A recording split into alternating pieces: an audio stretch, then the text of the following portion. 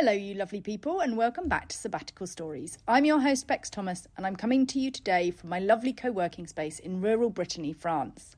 I set up this podcast to inspire courage and normalise taking a break from your career, and I'd love it if you could help me too by subscribing, liking, and rating the show. It really would mean a lot. Today we take a different spin on things. I do like to mix it up a little bit. I am joined by Jennifer Anderson, a mother, author, coach and personal brand strategist. But today she is going to be sharing her story as the wife of someone who took a career break. She shares with us the signs that she started to spot indicating that Chad needed to take a career break, how information led to inspiration, the value of a career break coach, how they navigated the break as a family, the impacts of going back to work too early, and why sometimes we need to hold the mirror up for our loved ones. Deep down, you've tried, deep, search wide. Enjoy your climb, it's all for you.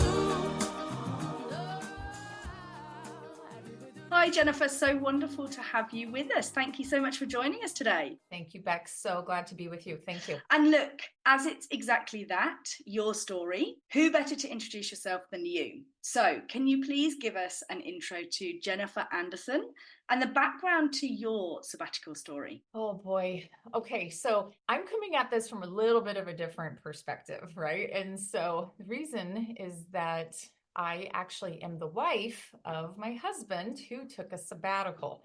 And so I've definitely got some thoughts about that. And to put some context around that is that I'm actually a career coach. I've been helping leaders to figure out their personal brand and how to leverage that for many, many years. And so I love to see people really own their career and do the things that, light them up and whatnot.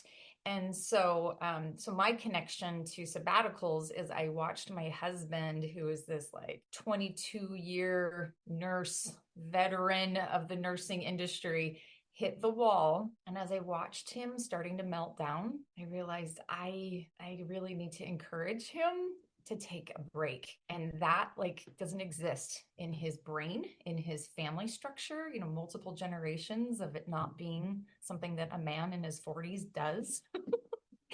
And so my take on sabbatical is that it's beautiful, it's wonderful, but it's I'm coming from this place of being that supportive wife. Right. And what a interesting place to come from, and I'm super excited to jump into the conversation and really see it from that perspective.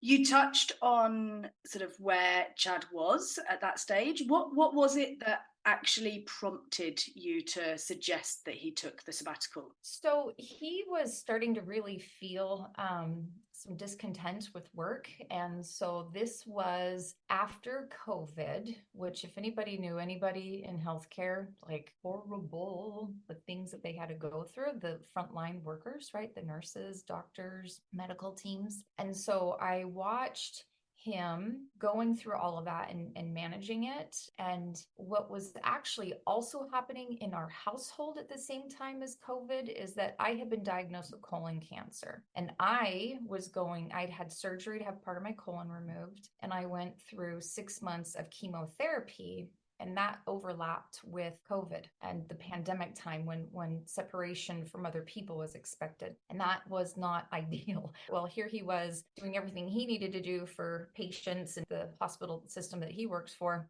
Our little one was 4 years old. And so he's wrestling this big stuff of am I going to be widowed with a toddler? This is what? This is not part of the big life plan. You know what I mean? I mean, seriously, I think God laughs at us. He's like, try to have a plan. Good luck with that. So anyhow, so I was just watching him kind of all of this storm around him come together. And then an interesting thing happened. So in the middle of many conversations, I'm watching him frustrated. He's struggling and knowing he needs to make a change and not sure what that needs to be. And so at this point, I'm past my chemo. The doctors are like, you're doing great. The last thing my oncologist told me was, we'll keep an eye on the cancer. You go live your life. I'm like, okay, good. So I'm living my life. I'm back to doing my coaching with my clients and all the things. He's at this point where it wasn't the random conversations around career. dissatisfaction. It was becoming the norm. It was like a multiple time every day kind of a thing. And here I am as a career coach. And I'm like, oh, gee, because for all y'all out there, you don't know this, it's not a good idea to coach your own significant other. Just don't, just yeah, there's your public service announcement. Just don't do it. Too close, dodgy ground. Oh, yeah, absolutely. And I didn't want to coach him, right? Like, I want to be his lover. I want to be his co-parent. I want to be his friend. Like, I want to work on projects with them around the house. Like, I don't want to be like, so let's talk about, holding them accountable and stuff. I don't want to do that. One day in particular, he'd come home from work. I remember I was actually in the kitchen. I was washing dishes and he was on the other side of the counter and he was standing there and he was kind of like pacing, like when you're so uncomfortable in your own skin and you're like just pacing around, like even though you're in your family or friend conversation, but it's just like you can't even sit still because it's just like your skin's crawling, like something's got to change. And I'm watching this going on. I'm just letting him feel the feels. And I just stopped and I looked at him. I remember turning off the water in the sink and I looked at him and I said, what do you think about taking a sabbatical? And he stopped, it stopped him in the middle of his frenzied, anxious energy. It stopped him and he looked at me like, what? Did I hear that right? And I said, and by the way, if you're going to do it, I happen to know a sabbatical coach.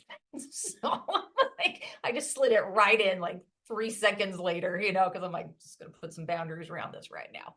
And so he looked at me and there was this exhale of deep seated expectation and pain and hurt that just came out of him, not just out of his mouth, but his whole body exhaled. And I remember watching him slump into a stool and he's like, a sabbatical?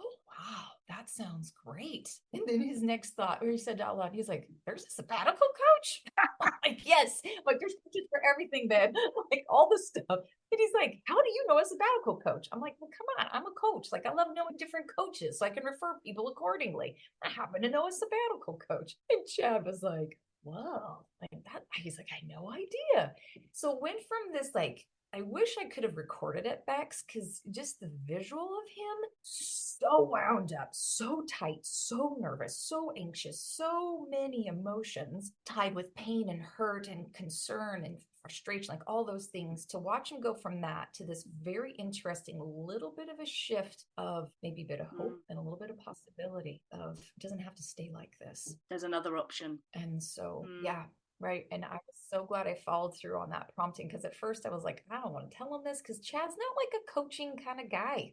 He doesn't love therapy stuff, just not his thing. So I was a little trepidatious about, do I want to share this with them? But I was like, you know what? He just needs to know that there are people out there that can help you through this. You don't have to do it on your own. And he was fully employed at the time. So when you were suggesting a sabbatical, was that taking time off and returning to the same company or same role, or were you suggesting a total career break? Yeah, so it was a break to who knows what. Okay. Yeah, because he was expressing a lot of he's like, I think I'm kind of done with being in the hospitals and there's got to be something else I can do. At this point, he's got a bachelor's in nursing. I think he had 21 years worth of nursing experience. He had a very good reputation in the hospital that he was working for at the time. And so I think if he was to go and talk to his boss, they would have been happy. They're of course, we're going to keep you. I think at that time he'd been at that hospital about 8 or 9 years. And so he just was starting to have this dissonance of, I don't think I really want to stay in nursing that much anymore. But I don't know that I don't want to stay in it. It's kind of, so it's what are options, right? And so anyhow, there was this thing of, but if I do stop doing this, what am I going to do, right? And I think there was the fear of that. And you mentioned that the sort of sabbatical or break didn't fit with his family history or thought process or, work ethic or story that he tells himself. How much encouragement did he need, or was he so het up that actually it was like, oh my goodness, this is an amazing route to something else for me. Chad's a really smart, intuitive guy. And we often say in our household, information leads to inspiration. And he didn't know. So the bit of information that came to him was that a sabbatical coach even existed. He didn't even know that that was a thing, right? So then all of a sudden, it's like I started again seeing that shift from frenzy, pain, whatever going on, to go from like that frenzied in pain to, oh, there's some hope. Like I've got options.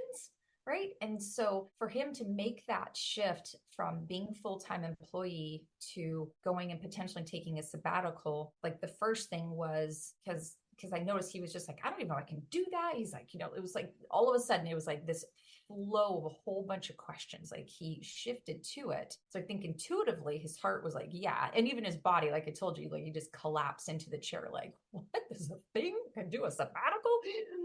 But then intellectually, all I told him at that point, because again, I'm trying to be like the supportive wife, right? Like just and I'm like, just why don't you have a conversation with Katrina? So Katrina McGee is the coach that he worked with. And so I said, why don't you just have a conversation with her? Like that does not mean that you have to sign up for coaching. She may not be the sabbatical coach. There's probably other coaches out there. She's just somebody that I happen to know. It was really great to see him step into this place of agreeing just to have a consultation with her. And then I just purposely stepped out of it. He could make the choices himself. And he clearly then decided that he would do it. So talk us through how, not much how he prepared, but how you were the supportive wife and how you prepared for that time as well. So in preparing for him to take the sabbatical, there wasn't a big ramp. So what had happened right around that time is we had heard that the clinic where he was working, they were shutting that location down and they were bringing patients and doctors over to another clinic. So there was an interesting pivot where his boss was like, if you don't want to go to this other clinic, you can move over to the other hospital or whatever. There were some options. So he actually, in my opinion, had a very accelerated opportunity to make the decision. It was one of these, we have in essence 6 weeks because the clinic's shutting down. He literally was not going to have that role, or he'd have the role still, but just not at that clinic. He had this nice buffer around him to say, okay, this is your opportunity. Then he had the conversation with her, decided he wanted to do it. And so how I was supporting that was I just asked him hey, when are you talking to Katrina? I didn't give him a bunch of unsolicited advice. And I did ask him though, I said, do you have anything you want to talk to me about? Before you get on the phone with her? And he's like, no, cool. He's like, I'm sure she knows what she's talking about, but I didn't keep pushing, and I didn't needle him on a bunch of things before talking to her. I think he ended up talking to her fairly quickly, within the week. And then from there, he gathered information about what the engagement would look like, because there's a cost to work with a coach, right? There's time commitment, different, expectations and stuff. I didn't want to tell him, pay attention to how things are feeling when you're on the call with her, because that's going to tell you, do you resonate with her or do you not resonate? I didn't want to tell him that. I just wanted it to be really organic for him. And afterwards, he told me, he said, I felt so good talking to her. I felt really calm and I felt really hopeful, and I felt like she could help me. And I was like, good. So I was so glad I didn't tell him that, because I think he would have been hyper fixated on how am I going to feel during this call, what I mean? So he came to it on his own. I think there's logical reasons to take a sabbatical, but I think a lot of it's intuitive and emotional and mental reasons to take it. But then there's the other part of it where people are like, yeah, but then that means your husband's not earning money. So what does that mean? We had looked at our family budget, these are, those are the other conversations that we are having concurrent with him deciding whether or not he was going to take the sabbatical and do it with a coach. It was like, you know what? We're in a really good place. We've gotten out of debt previous to that.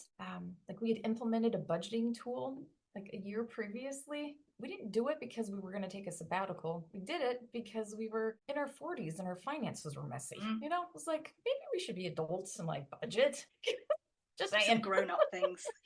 Yeah, exactly. Here's your second public service announcement in the call today. But they're really important things to consider, especially if you've got a family and if it's right. The ripple effect, isn't it, of taking time off. So if you're in a partnership, you're part of a family, there's a ripple effect that happens. So of course it's things that have to be taken into consideration, and discussed and talked about, and then, you know, a plan put in place for that. How long did he end up taking off? And I suppose two things: what did he do whilst he was off, and more importantly, you know, as from your perspective, what did you do whilst he was off on his sabbatical? Yeah, sure, absolutely. So he started a sabbatical on September 1st, because the clinic closed August 31st. So he started September 1st, right? And so he had no expectation for length of time. It was like, let's just get started. And, you know, and he's like, I don't know how long I should take. And I'm like, I know people take sabbaticals on an average like 6 to 12 months. So just kind of put that out there, right? So he had one preparatory conversation with Katrina before he started his sabbatical, and then after that he was having these regular calls. So he was following through with whatever she was telling him to do. There was some journaling things, there was some pondering accountabilities, like all those kinds of things, right? I made sure to not talk to him about that stuff. Like, that's why we got a coach. That's the boundary. Yeah, exactly. Boundaries, they're lovely. Okay. And so then it also turned into different conversations for us. So what I did was really purposeful before we got started.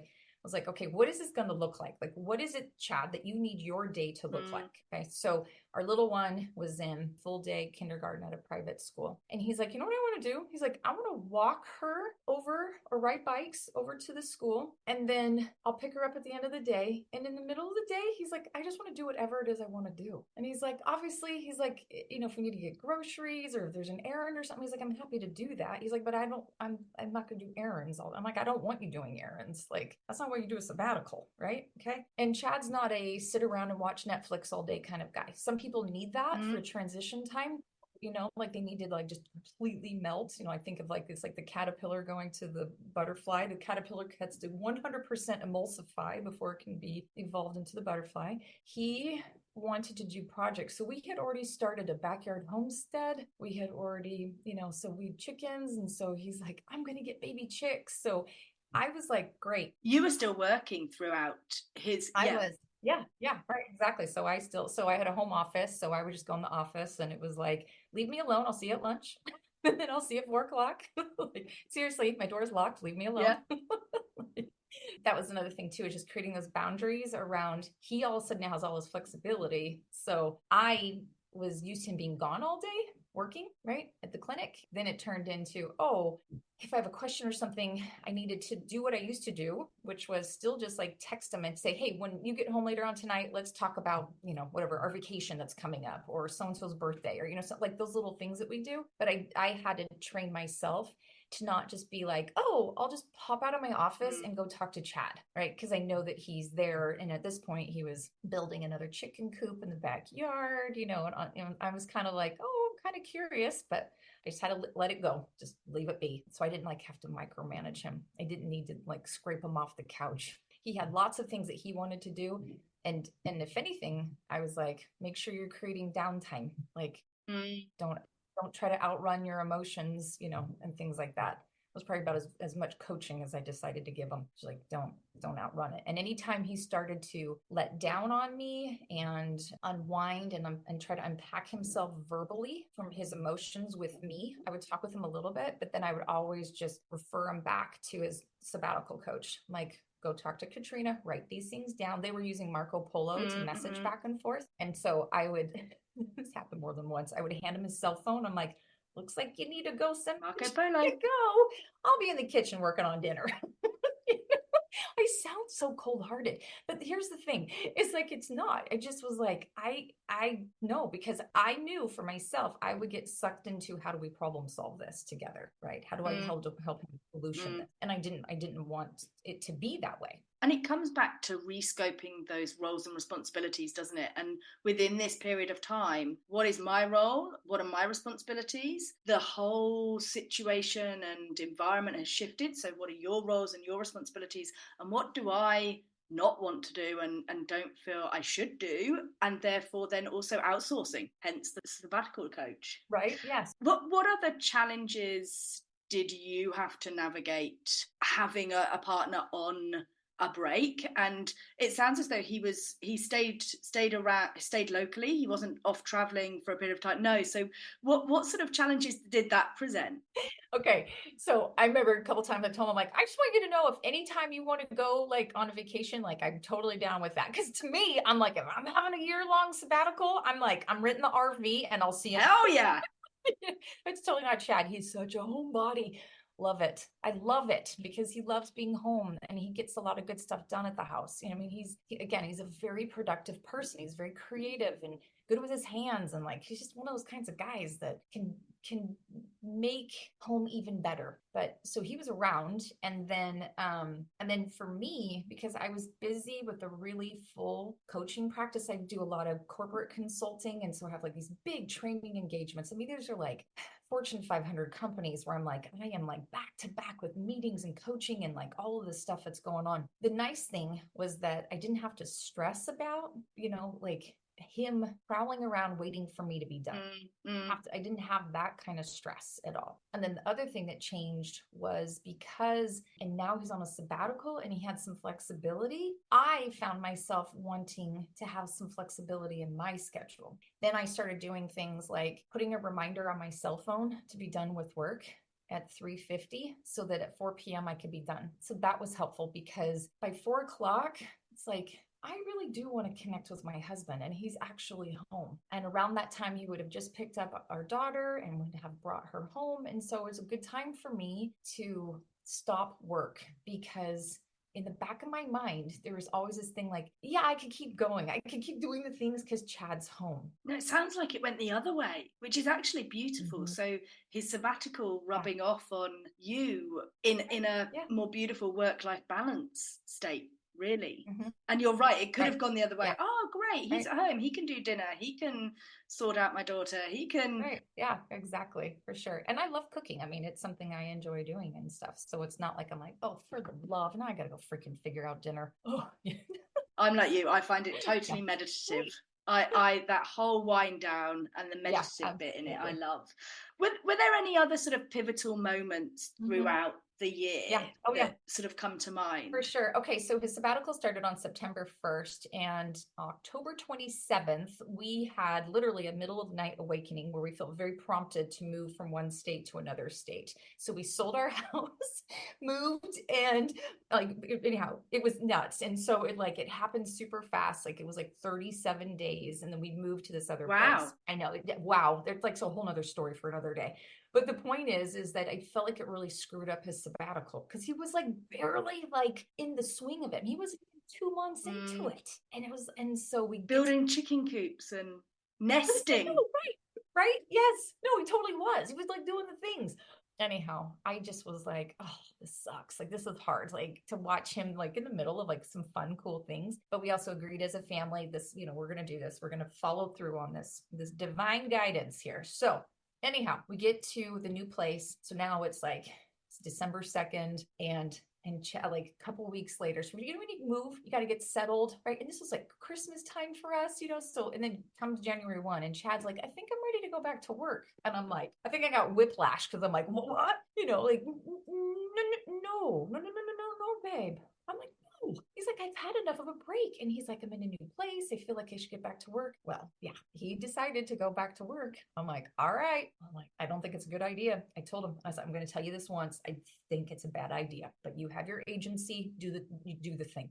And so he immediately got picked up for a new job because he's a nurse. They're, in demand everywhere. Right. And so he started working somewhere. And like, I seriously think it was like within 3 weeks he had a job. Like it was so fast, and he started working, and 6 weeks into it, I remember one morning he calls me up. He's like, hey, so can I quit my job? I'm like, yes. I don't even know that he finished the sentence before I was like, yes, of course, because I was seeing a whole heap of those old emotions he hadn't had time to process. It was starting to rear its ugly head again. And so I'm like, absolutely not a big deal, because here I am. My business is location agnostic. Like it can be anywhere.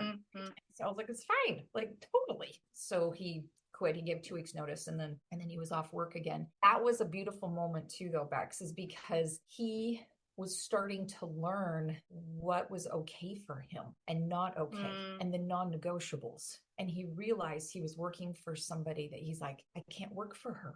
She doesn't have our back. She was like one of those managers that would like listen to all the other managers to the deficit of her team.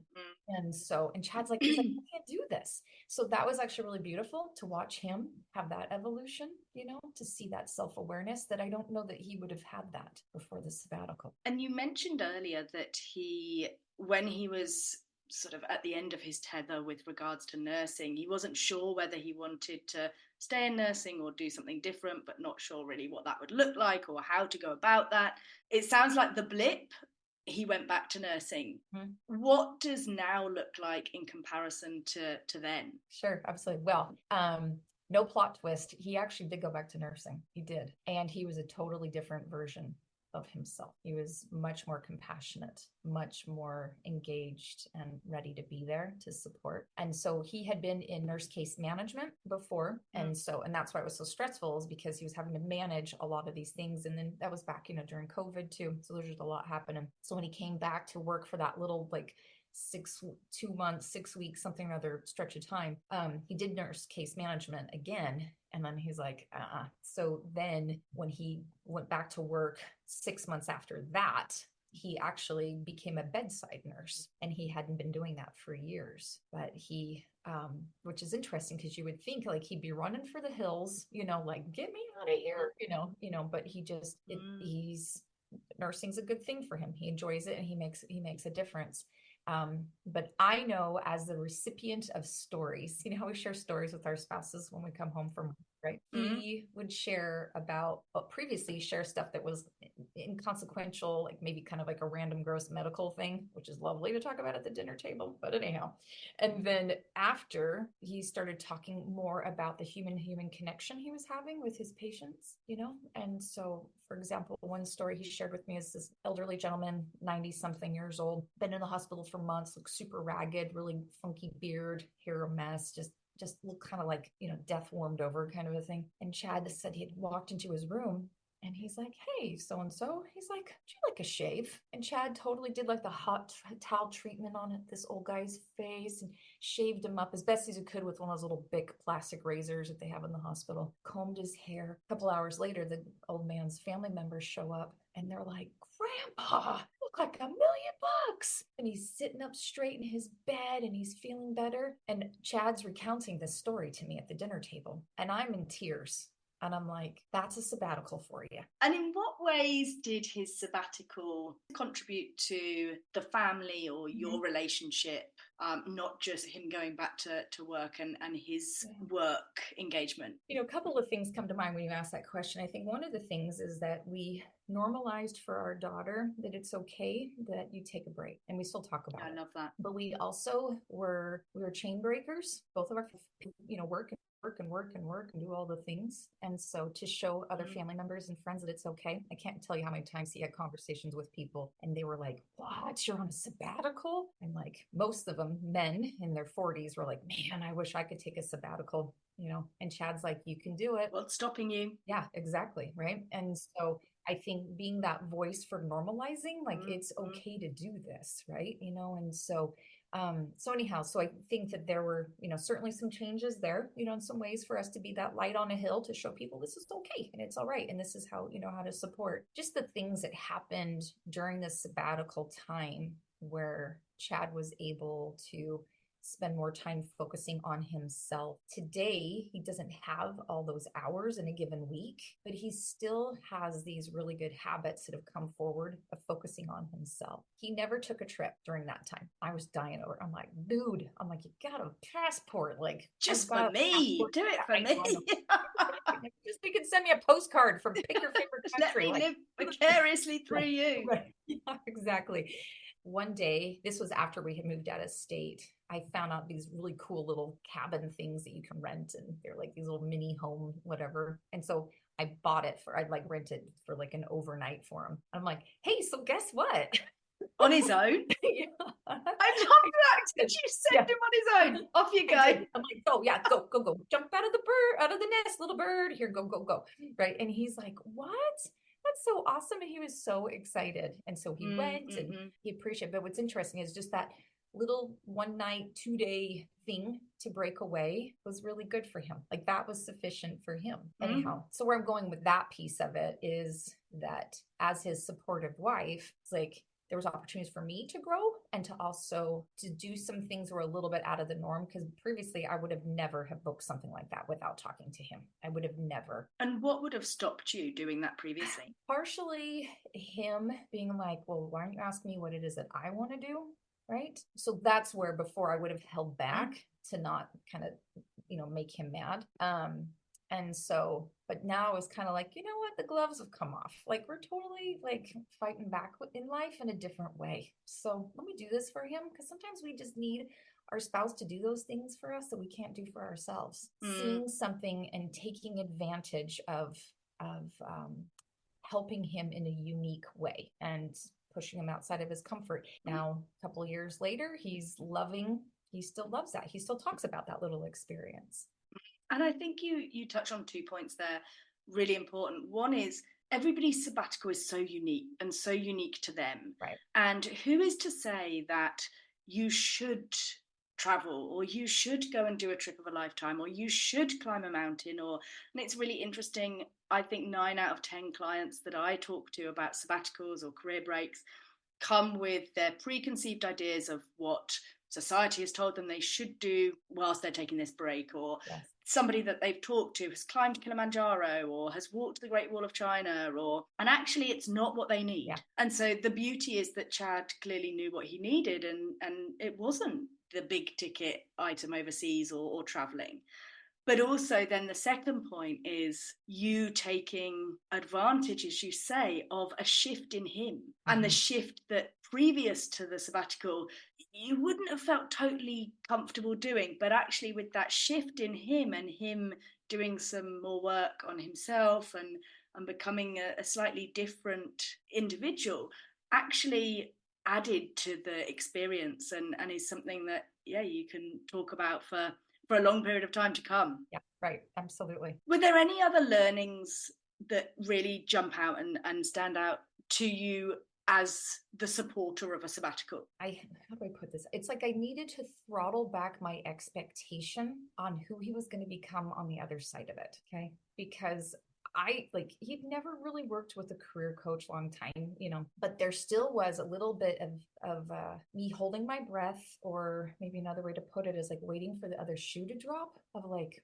so what is he going to be like on the other side? And I had to be okay with knowing that there could be a different version of Chad that comes from this. We keep changing and evolving over time. And we are supposed to. We're supposed to. Yes, absolutely. Yeah. So when we got to the end of it and he went back to work, there was a piece of me that was sad that I almost wanted him to keep going, because it was so beautiful to watch him starting to change and evolve into just a better version of himself. And so I was like, oh, this is good. But I also know it's like you can only go to school for so long before you got to get in the real world and go apply it. You know what I mean? I also had some expectations around that whatever happened on the other side, that I was going to need to pay attention and look and say, okay, like now how am I a life partner to him, at this point? But I felt comfortable enough in myself that I could pivot and work with, whatever that might be. And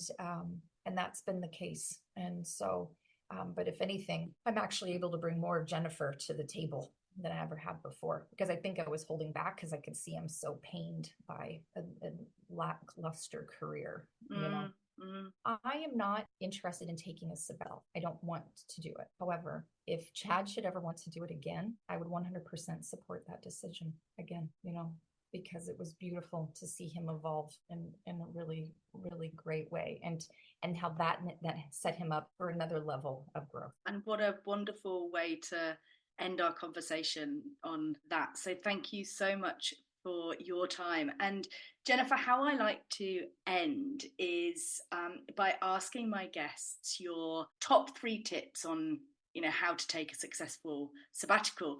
But from your perspective, what I'd love to ask you is, what would your top 3 tips be to anybody in that support role, whether it be a partner, a parent, a friend, on how to best support somebody taking a sabbatical or a career break? Okay, so my top 3 tips to be that supportive person to somebody else. So first of all, be supportive and tell them that it even exists and that it's like a thing, right? What you don't know, right? Yeah, exactly, right?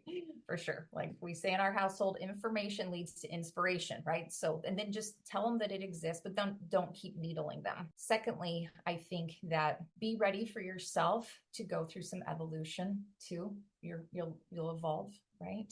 And to be okay with not knowing what that's going to look like.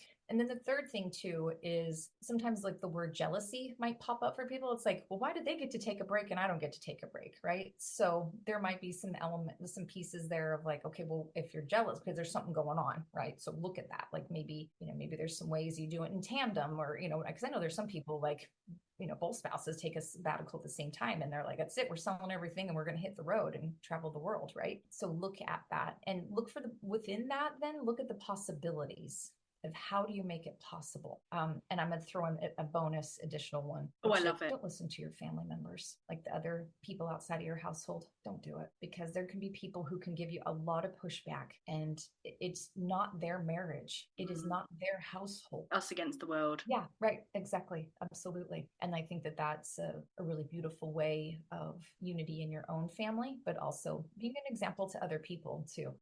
Thank you so much, Jennifer. And thank you so much for your time today. I really do appreciate you. Yeah, thank you, Bex. Keep up the great work. I love the conversation. Oh, thank you. Take care. And a heart full of soul, it's connected. And I'm moving along. I won't let it all. Thank you for listening to another episode of Sabbatical Stories. I really do appreciate each and every one of you taking the time to join us. Thanks to Jem for giving us a different perspective today and for sharing her top tips as a wife to someone who really needed to take a break. I loved this story. It's proof that a career break not only benefits the individual taking it, but their loved ones too. It's testament to how normalising such breaks is healthy and how you can be the chain breaker when it comes to any old stories passed down from generation to generation. Thanks to Auntie B at the Flaxer, my amazing, patient and talented producer. I also want to give a special shout out to the incredibly talented Joanna Cook, whose soulful blend of smooth vocals we are lucky enough to use throughout the show. If you are interested in sharing your story on Sabbatical Stories, please do get in touch. DM me on Insta, sabbatical_stories, or Rebecca Thomas on LinkedIn. Both of these links will be in the show notes. If you enjoyed this episode, I would really appreciate it if you could subscribe, like and rate the show. It would really mean a lot to me. And also, if you think a friend would like this episode, please do buzz it over to them. After all, sharing is caring. Until the next time, take care and dream big.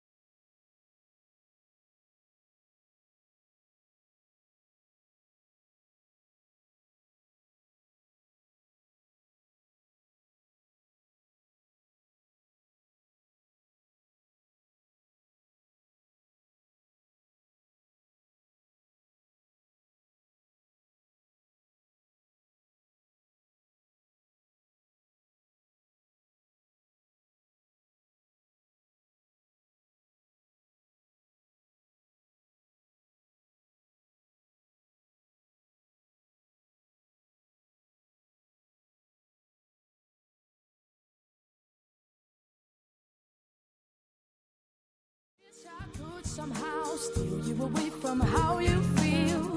Appreciate your situation. Let's try to keep this real. And it's like she said.